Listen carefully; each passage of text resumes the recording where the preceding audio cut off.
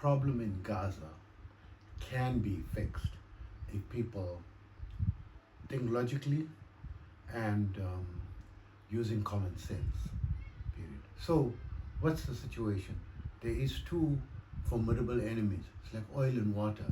Do you think oil and water is going to mix? No, it's never going to mix. What's happening? They're going to be killing each other until they're going to diminish. Either one side going to be completely eliminated or both sides going to be eliminated, and the entire world is siding on either one side or the other side and creating enmity amongst the countries, and even people in social media are taking sides and creating enmity between private people and expressing their opinions. And yes, some people are trying to side with the underdog and so forth, but this is not the way things has to work, right? We in the 21st century, we have to be more civilized, and we have to call a spade, a spoon, a spoon. And one of the two, and there's obviously, of course, Palestine is it's obvious to them that they are in front of a very strong enemy that is not budging, right? So I'm going to discuss the solution in this video today, and I think it's a very plausible solution though, right? So those of you who like the contents of my videos, please don't forget to press like and subscribe. This will greatly help my channel to reach out to more people, and this I would appreciate from the bottom of my heart, and a big thank you for doing it if you're going to be doing it for us, right? And those of you who don't know me, I am Osman, hashtag the blind Muslim yogi. I'm a bioenergy healer on a master level with telepathic healing capabilities, specializing in critical care recovery and terminal illnesses, amongst a host of other physiological, psychological, and even spiritual ailments. I have an amazing offer to try out. If you want to try out the energy healing and want to know, consider it as an option, and you're struggling with some type of illness, feel free to contact me for a free consultation, and we can see what are the options available to you, and you can even try it out, a session if you're suffering from anxiety for just $5, less than the price of Starbucks coffee, a 10-minute anxiety fix. So I'm also an advanced level meditation and yoga teacher, having been practicing the science for almost 50 years and teaching it now totally free for the last 46 years. And in that period, I've had the great opportunity to study under various great masters.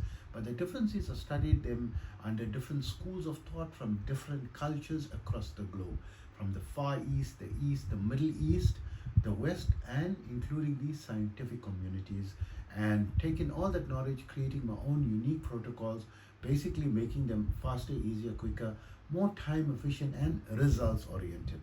To that end, I now have students in over 100 countries. My favorite protocol is my 5-minute yoga and meditation program, which you can download for free by visiting my website, yogawellness786.com, where you can get my contact information. And also remember, all my therapies are natural based and not a replacement for medical treatment. So the solution for the Gaza problem is simple. So let's look at the solution in order for it not to sound simplistic and offensive, right? So we look at from a Muslim perspective, because I'm Muslim, so I will look at it from a Muslim perspective and look at it what Palestine should be doing, since Palestine are Muslims and they are considered my closest kith and kin. So in the time of the Prophet Muhammad, when he was when Islam first came out and his revelations were coming forth, and he was gathering, and he started to have a following, and he was being ostracized, and a lot of problems. They were wanting to kill him and plotting against him, and always harming him and so forth, much like there's all these problems and between Israel and Palestine. So I don't know what the full facts are, right? You have to be there to know what the full facts are. From our knowledge is like Israel is like the big bully and squeezing Palestine, continuously decreasing their territories, cutting all trade routes, and not allowing facilities and services to enter, and so really making life difficult for the Palestinians. So what the Prophet was asked to do was to migrate. He and all his followers, they secretly migrated to Medina, not to, because they're weak, the enemy is strong, right?